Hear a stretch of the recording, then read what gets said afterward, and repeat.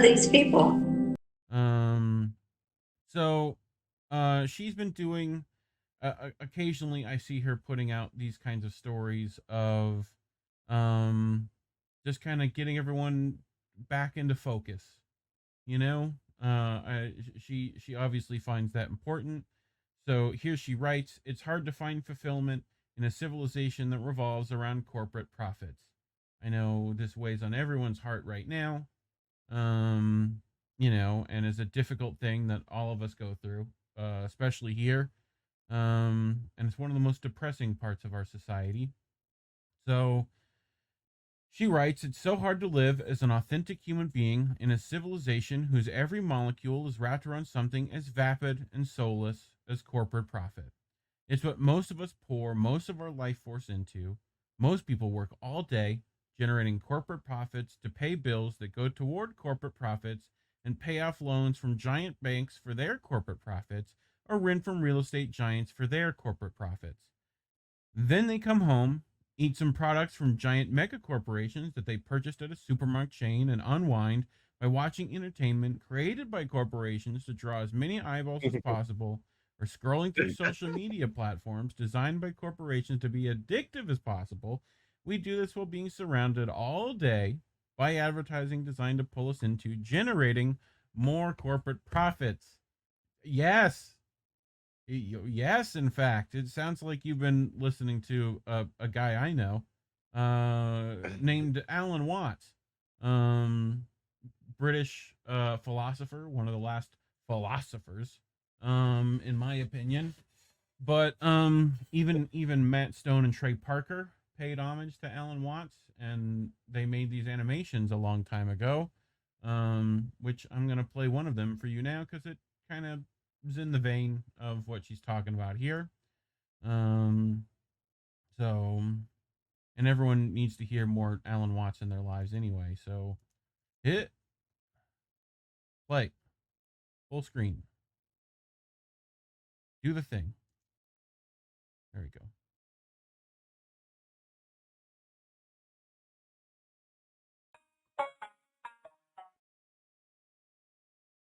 In music, one doesn't make the end of a composition the point of the composition. If that were so, the best conductors would be those who played fastest. And there would be composers who wrote only finales. People go to concerts just to hear one crashing chord, because that's the end. But we don't see that as something brought by our education into our everyday conduct. We've got a system of schooling that gives a completely different impression. It's all graded. And what we do is we put the child into the corridor of this grade system with a kind of, come on, kitty, kitty, kitty. And yeah, you go to kindergarten, you know, and that's a great thing because when you finish that, you'll get into first grade. And then come on, first grade leads to second grade and so on, and then you get out of grade school, you've got high school, and it's revving up, the thing is coming. Then you're going to go to college, and by Jove, then you get into graduate school, and when you're through with graduate school, you go out and join the world. And then you get into some racket where you're selling insurance, and they've got that quota to make. And you're going to make that. And all the time, this thing is coming. It's coming. It's coming. That great thing, the success you're working for. Then when you wake up one day about 40 years old, you say, my God, I've arrived. I'm there. And you don't feel very different from what you always felt. And there's a slight letdown because you feel there's a hoax. And there was a hoax. A dreadful hoax. They made you miss everything. We thought of life by analogy with a journey, with a pilgrimage, which had a serious purpose at the end, and the thing was to get to that end, success or whatever it is, or maybe heaven after you're dead. But we missed the point the whole way along. It was a musical thing, and you were supposed to sing or to dance while the music was being played. Makes sense, Care Bear. Makes plenty of sense. Cool. I also suggest people watch. He has a talk about life. Doesn't have purpose. I suggest people watch that. I read that a long time ago, and it's an important watch as well. It's about 10-15 minutes, but You'll see the channel I'm talking about in a bit. But Caitlin continues along the same vein. Corporate profits are our life. Corporate profits are our religion. You saw both of those mentioned from Alan Watts. Most of us pour more of our energy into generating corporate profits throughout our lives than the most pious monk pours into worshiping any deity. Not because we want to, but because we have to. We were born into this bizarre civilization where everything revolves around corporate profits instead of love, relationships, connection, thriving, purpose, or personal depth. This is the thing. You don't need that. But Alan Watts will teach you, Caitlin. So is it indie wonder then that so many of us are suffering from addictions and depression and anxiety? I mean, how could we not be? Take a normal, healthy human animal and throw it into the mess of the dystopian corporate nightmare and tell me how it's meant to live a happy and satisfying life. It's like expecting dolphins and orcas to live happy and satisfying lives in concrete pools at theme parks, or factory farm pigs living in cages barely bigger than their bodies. It's just not the kind of life we're built for. The blink of an eye ago, our ancestors were hunter-gatherers living off the land, spending most of their waking lives under the open sky. Now, all of a sudden, we're expected to sit 8 hours a day in a cubicle, staring at screens for no other reason than to help the corporation that employs us increase its profits. Then commute home under a barrage of advertising in a vehicle made by a corporation using fuels extracted by a corporation, and spend all our free time feeding into the profits of other corporations. Everything in us is screaming that this is insane and unacceptable. That's why some people try to spend time in nature. It's one of the few ways you can get your head above all the corporate bullshit for a bit and take a few desperate breaths of what it's like to be a normal human organism. Nature used to be just the world. There was no other separate thing from nature that we spent all our time in, pouring all our life force into, dedicating all our thoughts and feelings to, from whence we could escape for a few hours on the weekend as a luxury. Now we live in a civilization and sneak out every now and then into this other thing, nature, which screens aren't blaring at us and the trees don't speak the language of the babbling narratives in our heads, though if we're honest with ourselves, our minds are still mostly preoccupied with the pushing and pulling demands that civilization makes of us the entire time. I'm also going to reference this Yep. Alan Watts talk on purpose again, which talked frequently about nature and specifically a portion of nature, why it's so important. It's purposelessness. So they don't have a purpose. We attach purpose to all those things, right? Right. So, the bird song is for mating, right? Well, what if it's just singing? We're never going to tell that intent. But Alan Watts talks about a Eastern philosophy that translates to purposelessness.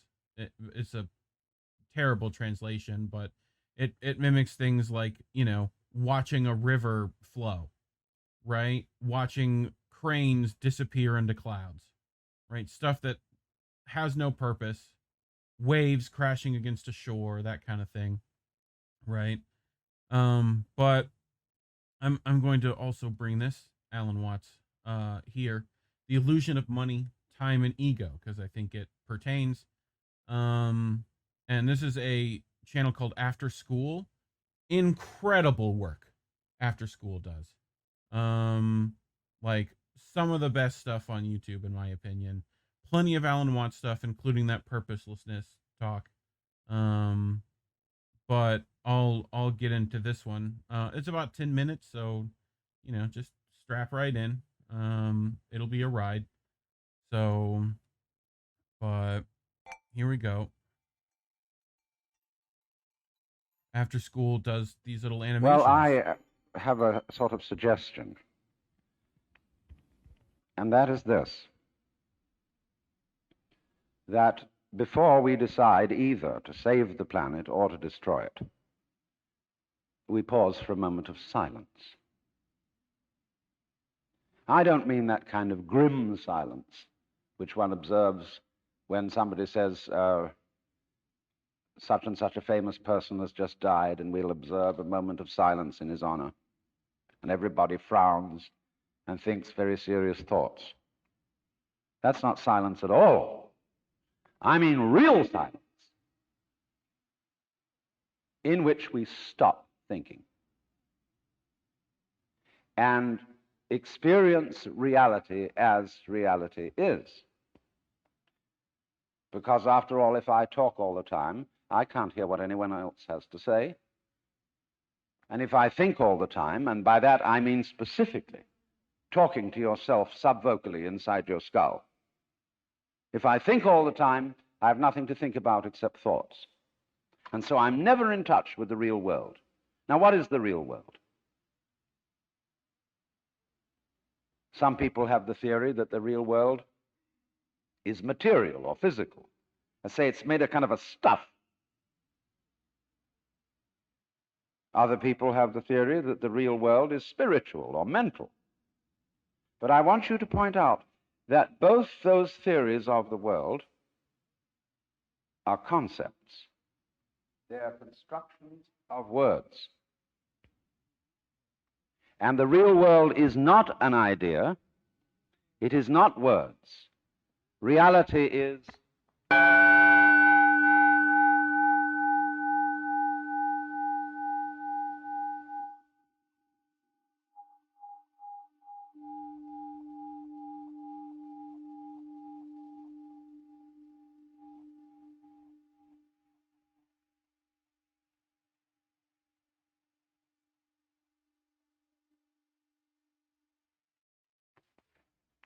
you'll find, therefore, that if you get with reality, all sorts of illusions disappear. And I will mention several illusions that have not this kind of existence.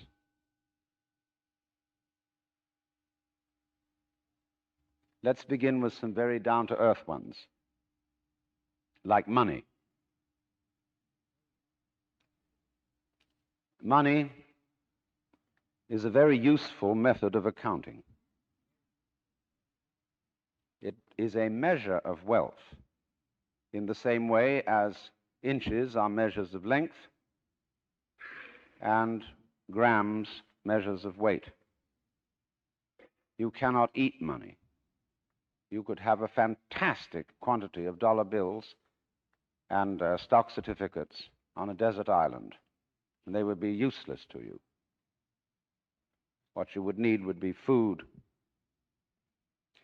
and animals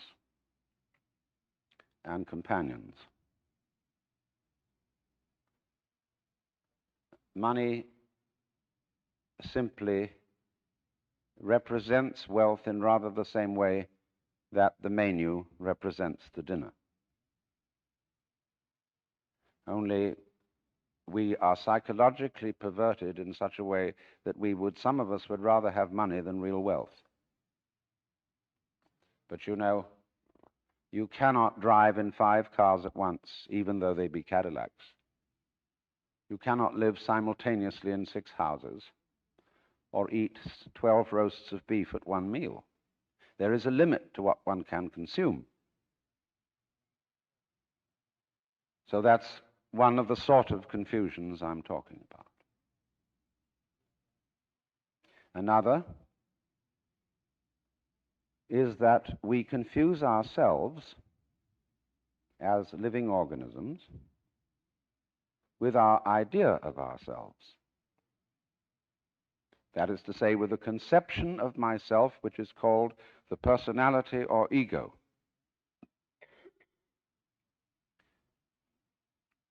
That is what we have been told we are. And it's an extremely crude and limited conception of oneself, of the actual unique living organism.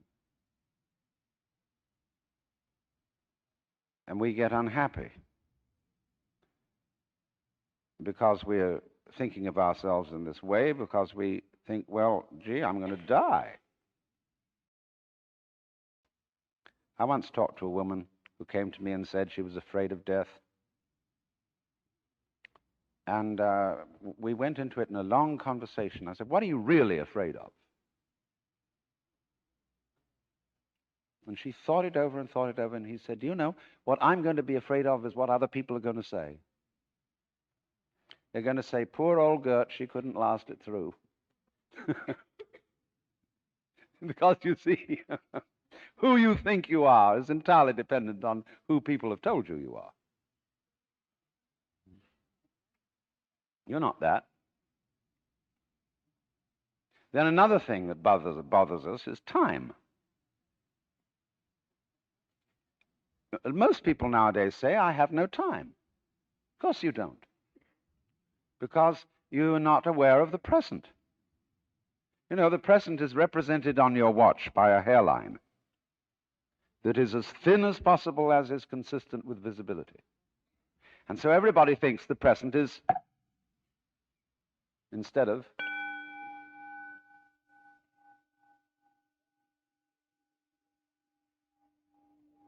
now. The present is the only real time. There is no past, and there isn't a future. And there never will be. We think ordinarily of the present as an infinitesimal point at which the future changes into the past. And we also do a terrible thing. We imagine ourselves to be results of the past.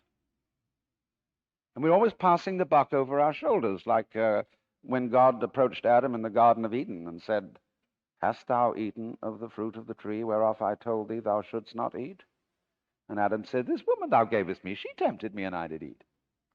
And God looked at Eve and said, hast thou eaten of the fruit of the tree whereof I told thee thou shouldst not eat?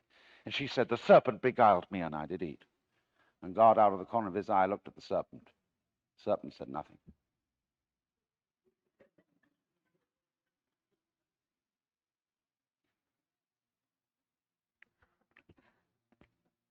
So you see, we're always passing the buck. And don't realize that the past is caused by the present, as the wake of a ship flows back from the prow. Now, the wake doesn't drive the ship any more than the tail wags the dog.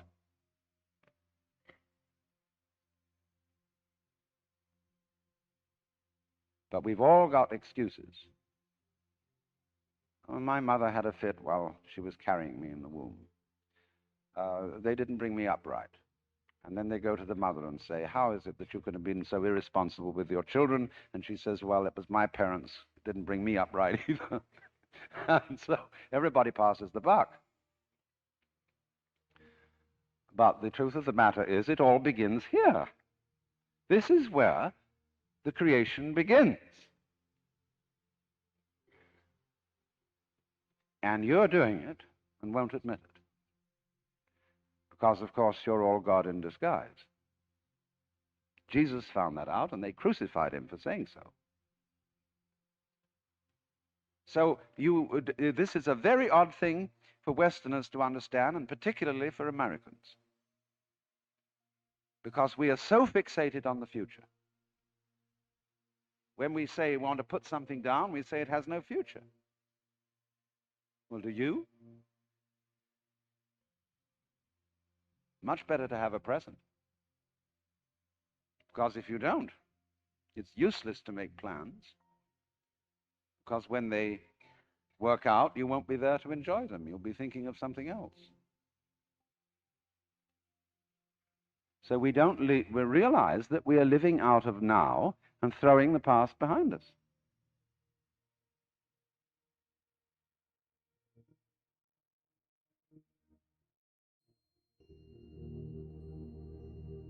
The meaning of life is just to be alive.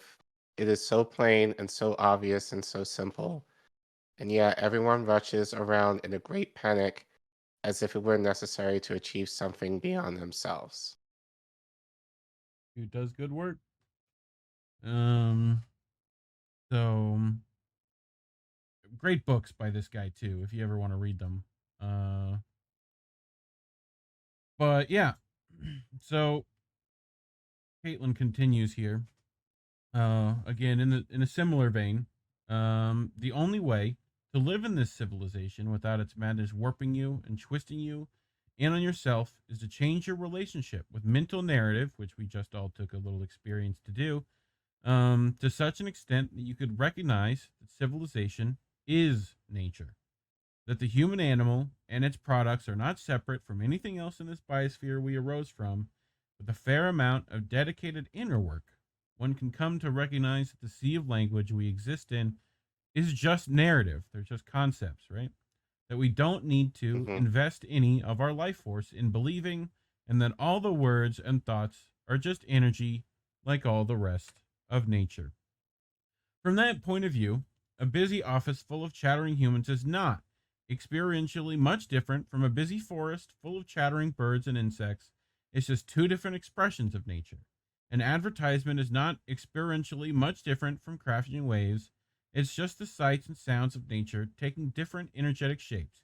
If you're not imbuing any of the narratives inside or outside of your head with the power of belief, it's all just a beautiful expression of nature.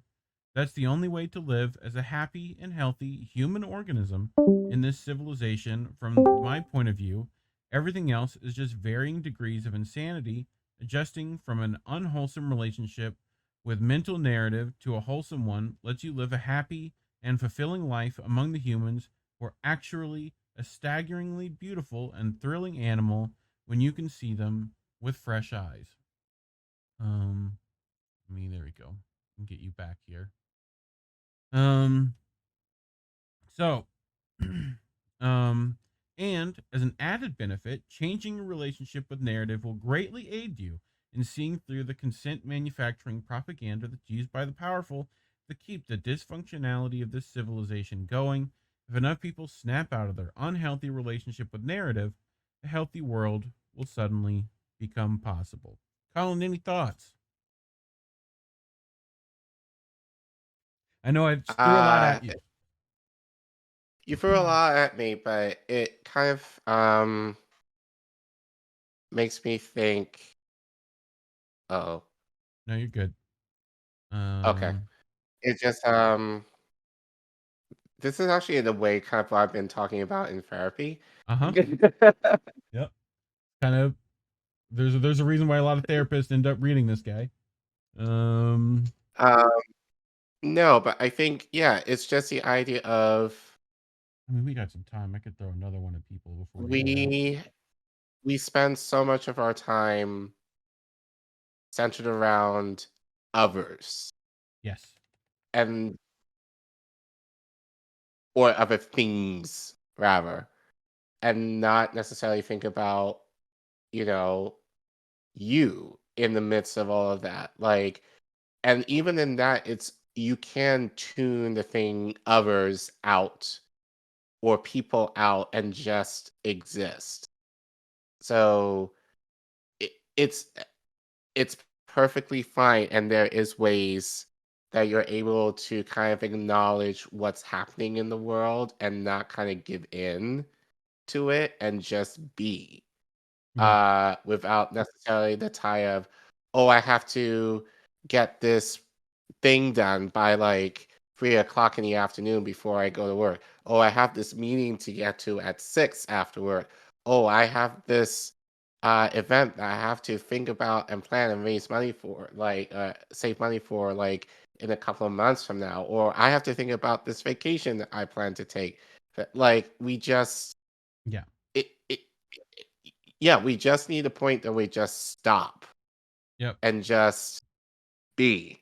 And which I think it can be added, that I feel like it's a lot easier. And I kind of experienced this when I lived in Africa, because and I think one of the things I loved about Africa was there's not a shit ton of all this distractions that we are inundated with on a daily basis. Like that, it was just so much easier to live a much simpler lifestyle and be okay. Well,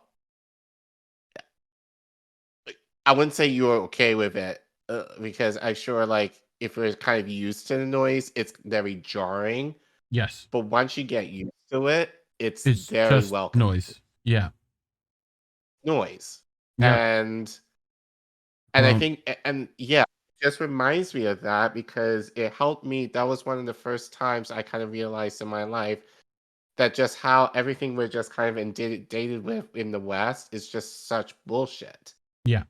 It's just pure distraction that centers you away from the things that are really important, and just the idea of and the way that you should live that is really the most natural self that you can be.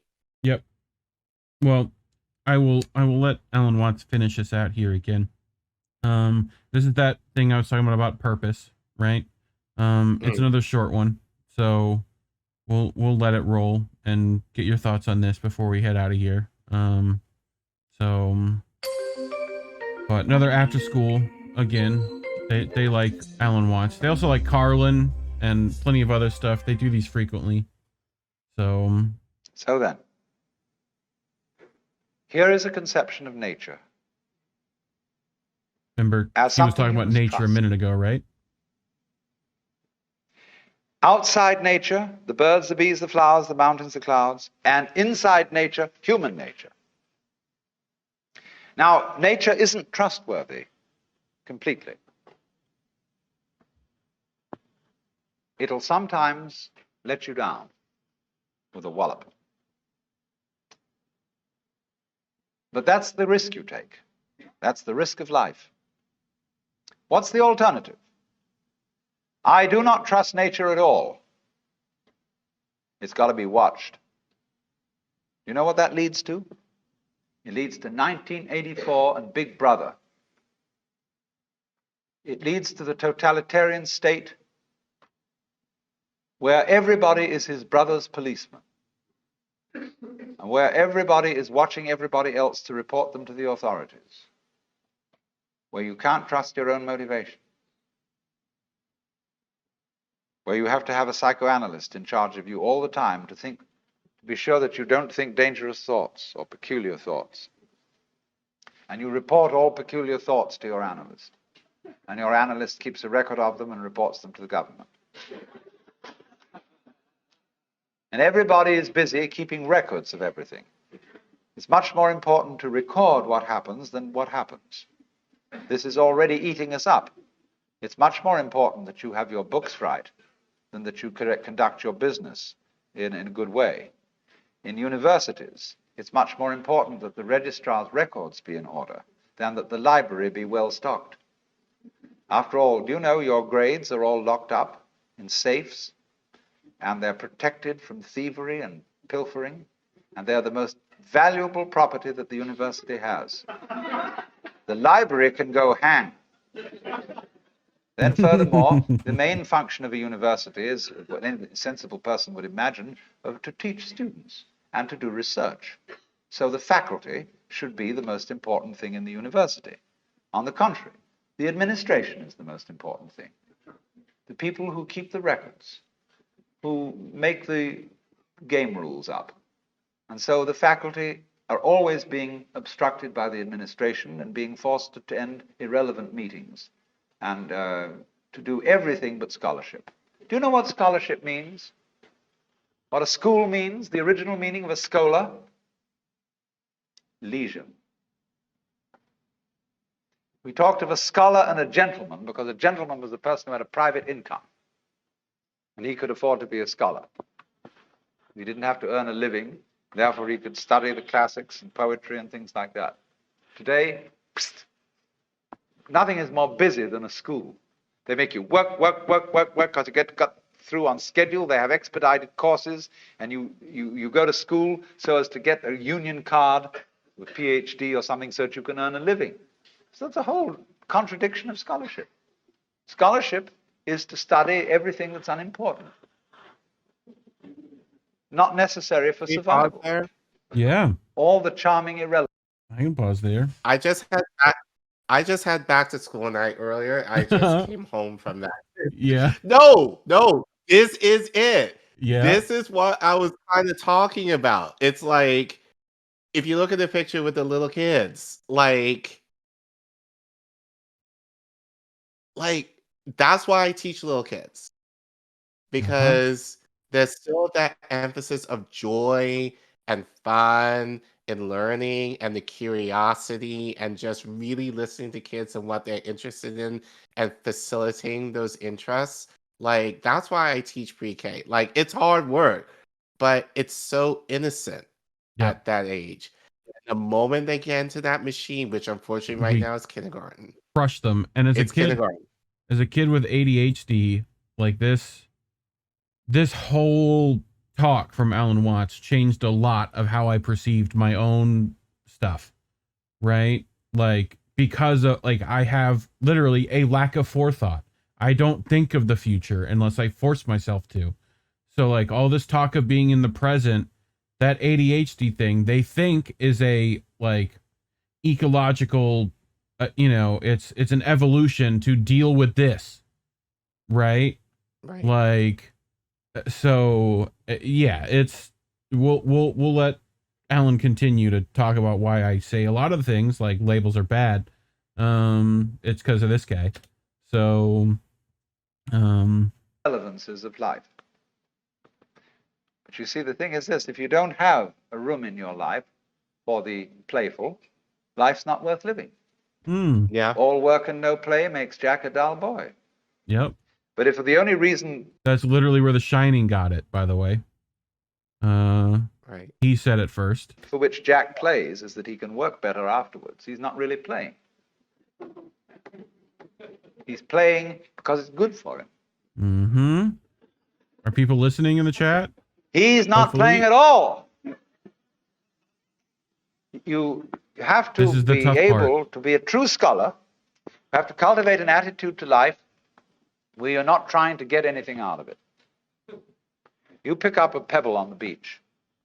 Look at it. Beautiful. Don't try and get a sermon out of it. Sermons in stones and God in everything be damned. Just enjoy it. Don't feel that you've got to salve your conscience by saying that this is for the advancement of your aesthetic understanding. Enjoy the pebble. If you do that, you become healthy. You become able to be a loving, helpful human being. But if you can't do that, if you can only do things because they are somehow you're going to get something out of it, you're a vulture. So, we have to learn. We don't have to, you don't have to do anything. You don't have to go on living. But it's a great idea. It's a great thing if you can learn what the Chinese call purposelessness. They think nature is purposeless. When we say something's purposeless, that's put down. There's no future in it. It's a washout. But when they hear the word purposeless, they think that's just great. It's like the waves washing against the shore, going on and on and on forever with no meaning.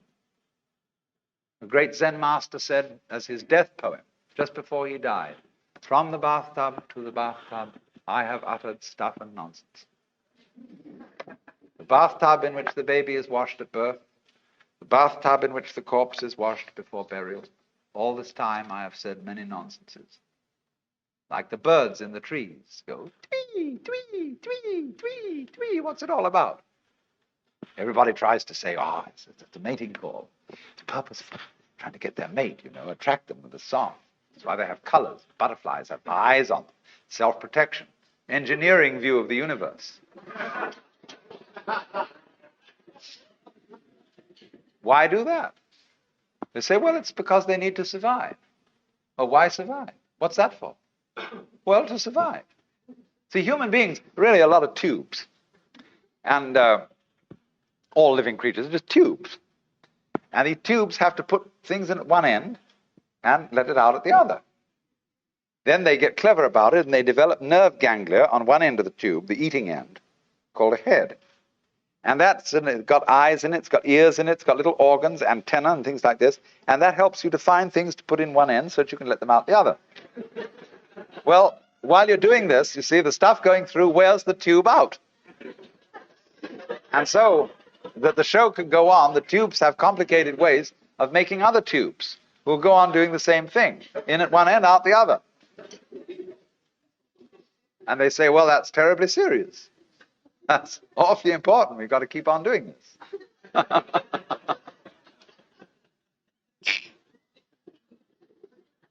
But when Chinese say nature is purposeless, this is a compliment. It's like the idea of the Japanese have a word, yugen,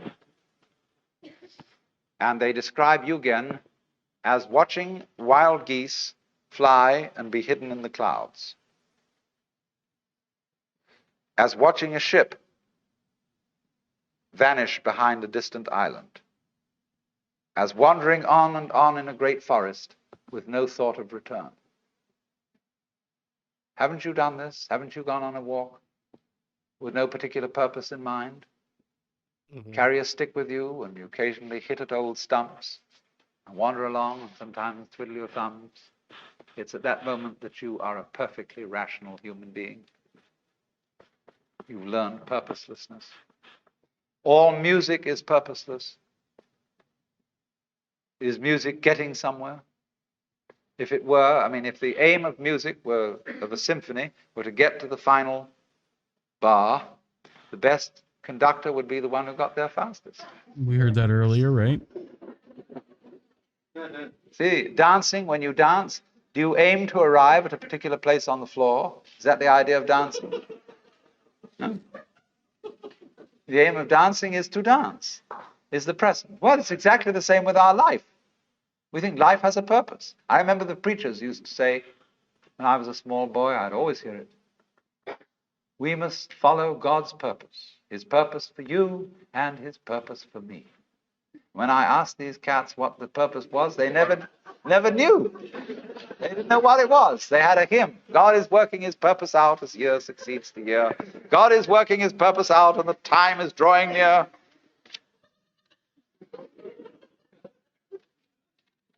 The time when the earth shall be full of the glory of God as the waters cover the sea. What's the glory of God? Yes. Well, they weren't quite sure. I'll tell you what it is. In heaven, all those angels are gathered round the glory of God. That is to say, the which than which there is no whicher. Catholics call it the beatific vision, the Jews call it the Shekinah. And there are all those angels. And they're standing around it and they're saying, Alleluia, Alleluia, Alleluia, Alleluia. It means nothing. They're just having a ball. See, that's what happened in the beginning. When God created the universe, it was created like all stars, all planets, all galaxies. They're vaguely spherical. He created this and he said, have a ball.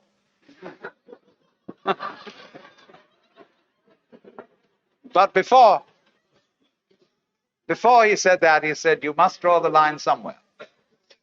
That was the real thing he said first. Before let there be light. That came later. First thing was, you must draw the line somewhere. Otherwise, nothing will happen. You know, you've got to have the good guys, the bad guys. You've got to have this, you've got to have that. The black and white, light and darkness. Must draw the line somewhere. Now, here's the choice. Are you going to trust it or not? If you do trust it, you may get let down.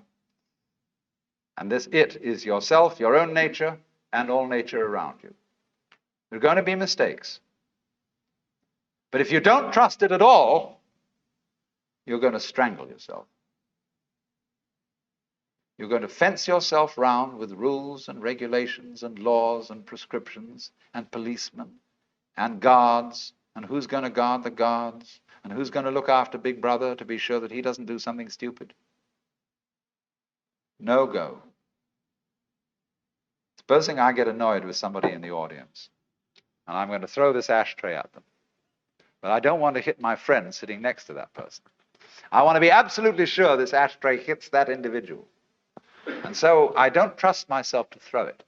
I have to carry it along and be sure I hit that person on the head. See, I don't throw it because I can't let go of it. To throw it, I must let go of it. To live, I must have faith. I must trust myself to the totally unknown. I must trust myself to a nature which doesn't have a boss, because a boss is a system of mistrust. That is why Lao Tzu's Tao loves and nourishes all things, but does not lord it over them. This is the real secret of life, to be completely engaged with what you are doing in the here and now, instead of calling it work. Realize it is play. Another great quote from Alan.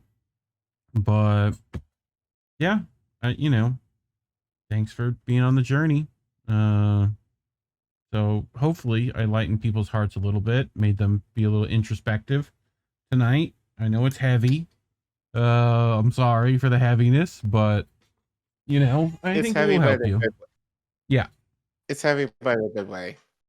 It's heavy in a good way. I think especially in light as what's going on in the world right now, and I think especially, I mean, we talk a lot about politics here, but we don't know what's going on in people's lives right now. I think it's hard to kind of be present. Mm-hmm. I think that's really, I think this is why I think see a lot of people in the chat are really kind of really grooving with it. It's hard to be present right now. It's like people are thinking about, there's a lot to shit that we need to think about in terms of future, and it's not even like distant. It's like tomorrow. Like, what are people going to do the next day? And sometimes, you know, like the best that we can do, and I think really just having it be enough, is just do what you can right now. Mm-hmm. And I think for many of us, that's where we're at. And but our culture says that's not okay, Right. you know, and that thought process is a detriment, and in this society it tends to be. Right. You know, that if you are not completely goal oriented, or if you are not completely, you know, forethoughtful, that can really do you a disservice. Like it said, you know, you get labeled, you know, a washout. Irresponsible. Right. Irresponsible. Those kind of things. And like, sometimes it's not about that. And the more you are with that, the happier you will probably be. Right. At least with, you know, I mean, you can be starving and be happy. So, you know. Yeah. I don't think, it's not to say that we shouldn't plan ahead or think in terms of that, but not to let it rule over you in terms of, self-care in that way is also so important. Far ahead that you can't focus on what you're doing right now that can be enjoyed. Like, and I think it's an active, it's an active thing. You have to actively do that, right? You have to occasionally take the time out of your day to just be present, you know, and that takes work for a lot of people. Like Alan Watts said, it shouldn't be work, but you got to work until it's play, you know?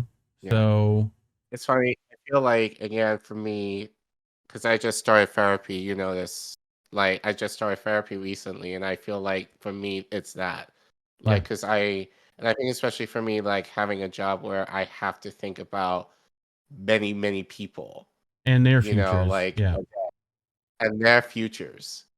Like, it's very hard to kind of focus at times on mine, right, and my present. But those children do a thing that we definitely don't, which is like they play to play. It is solely like pleasure driven. It's not like they didn't think about doing it. They didn't think I've got to play today, because if I don't play today, then tomorrow. No, it's just I have blocks right in front of me. I'm going to play with the blocks. Like there's no, you know. So I think that's the thing of like doing that kind of stuff where it's like, what do you actually enjoy doing? Make sure that's still part of your life, you know, like, you know, that's an important thing. Don't sacrifice your goals to make sure that those don't happen, you know, and whatever that is, find the time to do that, you know? So, but yeah, I mean, as I say, like working with little kids, they're the best teachers in that, in You terms know, of being fully present. feel Because free to you leave don't. your. Go ahead. No, but yeah, that's all I'm saying is, you know, that's what when people say be childlike, not childish, Yes. but be childlike in terms of Yep. just being and just immersing yourself in whatever is that you have and taking full pleasure Yep. of that. And it's funny, like, and I think I actually did say to my therapist this, it's like, my kids are so good at that, and I am so terrible at Yeah. it. And I'm supposed to guide them in that, Right. right? If anything, they guide me into helping me think about how to be more present. Yes. So still something I'm working on, Yep. but And it's mindfulness, uh, and that's why I personally think therapy is helpful if you can afford it. Those are all exercises in mindfulness and presence and all that fun stuff. Um, but look at even Alan Watts isn't perfect. He says so frequently. So yeah, don't take just his account. Go listen to some other people. Listen to yourself, all that fun stuff. But yeah, leave your thoughts, comments in the comments below.